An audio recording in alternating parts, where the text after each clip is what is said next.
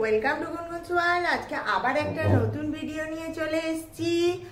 আজকে দেখলাম কি করি একটা রেসিপি আপনাদের সাথে শেয়ার করি। তাই এই দেখুন কদিন ধরেই না ফুলকপির পাতাগুলো কিনে রাখা আছে যে কিছু করব বলে, কিন্তু আর কিছু করা হয়ে ওঠেনি, প্রায় শুকিয়ে এসছে। তো দেখলাম শুকনো পাতাগুলো ফেলে দেব, শুকনো পাতাগুলো ফেলে না দিয়ে একটা রেসিপি আপনাদের সাথে শেয়ার করার জন্য। পাতাগুলো দেখুন কেমন শুকিয়ে গেছে, শাক করলে আর খেতে ভালো লাগবে না, চচ্চড়িতেও ভালো লাগবে না। তো কি উপায়ে খাওয়া যায়, তো সেই রেসিপিটাই আপনাদের সাথে শেয়ার করব। প্রথমে আসুন পাতাগুলো ছাড়িয়ে নিই ডাঁটা থেকে। এই দেখুন এই পাতাগুলো এই ডাঁটি থেকে ছাড়িয়ে নিচ্ছি। এই ডাঁটিগুলো একদিন অন্য কিছু রেসিপি করব, আপাতত পাতাগুলোকে উদ্ধার করি। তো অনেক পাতা হয়ে গেছে।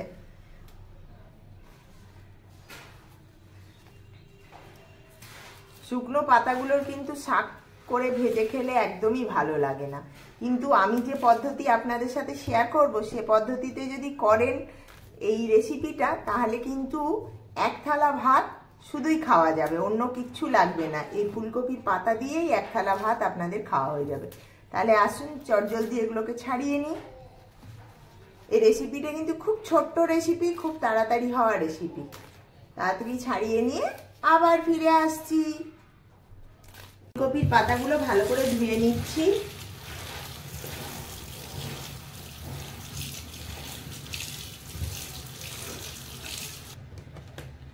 ফুলকপির পাতাগুলো জল ঝরতে দিয়ে দিলাম, জল মোটামুটি ঝরে গেছে। এবারে শাকগুলোকে কেটে নেব। তবে শাকগুলো কাটার আগে আমি একটু চা খেয়ে নেব। দিদিকে বললাম চায়ের তেষ্টা পেয়েছে, একটু চা দাও। দিদি আমার জন্য চা করছে, চা খেয়ে তারপর কাটবো। তো দিদি চা দিচ্ছে, তার জন্য ওয়েট করছি। দিদি চা দাও। দিদি চা দিয়ে দিয়েছে, এরপর চাটা খেয়ে নি, খেয়ে আবার ফিরে আসছি। চলে এসছি, এটা নিয়ে এসছি। এবারে এইটা দিয়ে আমি কপি শাকটা কেটে নেব। চলুন তাহলে কেটে নেওয়া যাক। এই দেখুন শাকগুলো কেটে নিচ্ছি। যেরকম ছোট করবেন বাঁটতে সুবিধা হবে, ছোটতে একটু তাড়াতাড়ি বেটে নেওয়া যাবে, আদারওয়াইজ যেরকম ইচ্ছে।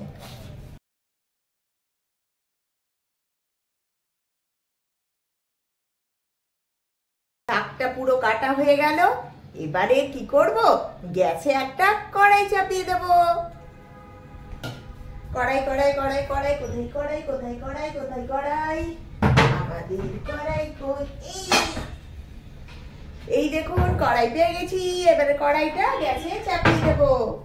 ধরিয়ে কড়াই চাপিয়ে দিলাম। এবারে যে শাকগুলো কেটে রেখেছি সেগুলো দিয়ে দেব।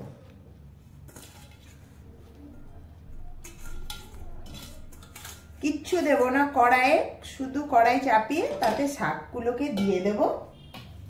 স্বাদ মতো নুন দিয়ে দেব।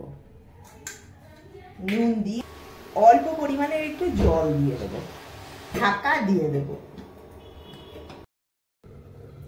ঢাকা খুলে দেখছি কি অবস্থা। এই দেখুন শাকটায় জল বেরিয়েছে, নুন দেওয়া হয়েছিল আর সামান্য চিপকা চিপকা জলও দিয়েছিলাম। শাকটা একটু ভেপে গেছে। এবারে গ্যাস বন্ধ করে দেব। এবারে নিয়ে নিয়েছি মিক্সার গ্রাইন্ডারের বাটি। এটাতে এই গরম গরম শাকটাকে দিয়ে দেব। জলটাকে যতটা সম্ভব চেপে নেওয়া যায় সেটা দেখবেন। শাকটা পুরোটা নিয়ে নিয়েছি। এবারে রসুন দিয়ে দেব, কয়েকটা রসুন ছাড়িয়ে তাতে দিয়ে দিচ্ছি।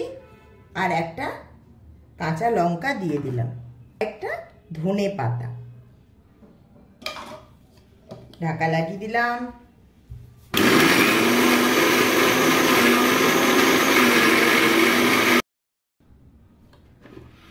বাটা হয়ে গেছে, এই দেখুন। এবারে নেক্সট স্টেপে চলে যাই, আসুন। এবারে একটা পেঁয়াজকে কেটে নেব। কাটা হয়ে গেল। একটা গোটা পেঁয়াজকে কাটলাম, জিরি জিরি করেই কাটলাম। গ্যাসে কড়াই চাপিয়ে দিয়েছি, গ্যাস ধরিয়ে দিলাম। সরষের তেল দিয়ে দিচ্ছি।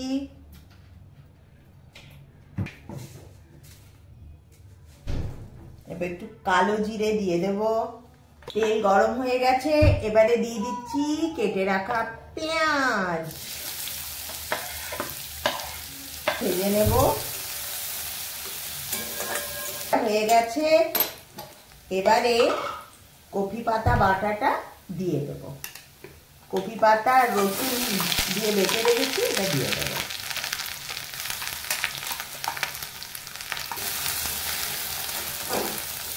ভালো করে ভেজে নিচ্ছি। পরিমাণ মতো আর একটু নুন দিতে হবে। ভালো করে ভেজে নেব।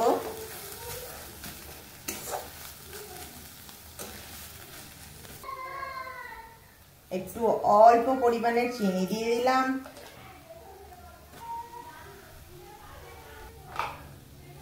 এবারে কাঁচা লঙ্কা একটু কেটে দিয়ে দেব।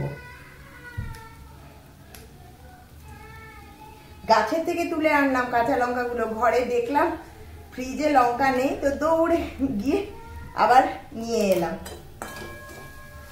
এটা ভাজা হয়ে গেছে, গ্যাস বন্ধ করে দিলাম। বাটিতে তুলে নিচ্ছি, তারপর কি করব সেটা আপনাদের সাথে শেয়ার করছি। আর একটু কাজ বাকি আছে, তুলে নিচ্ছি। স্মেল কিন্তু দারুণ। এবারে দিয়ে দেব উপর থেকে সরষের তেল।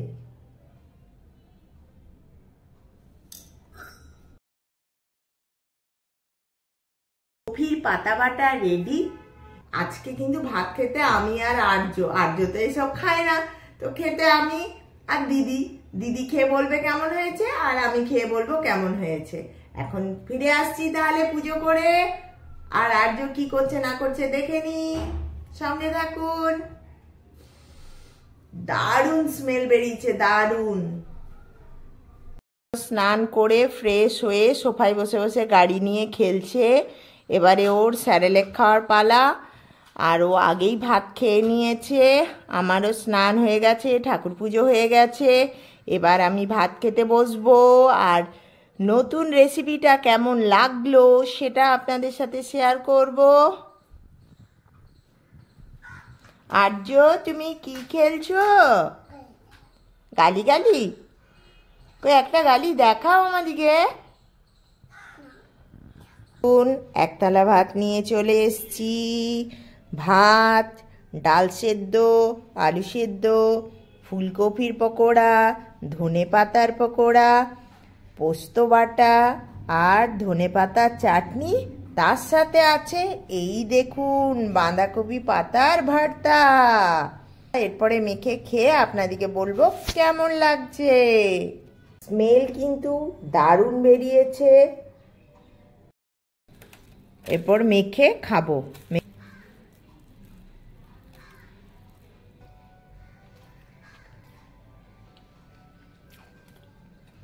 দারুণ দারুণ দারুণ দারুণ দারুণ দারুণ। আমি কল্পনা করতে পারছি না এই রেসিপিটা এত সুন্দর হতে পারে।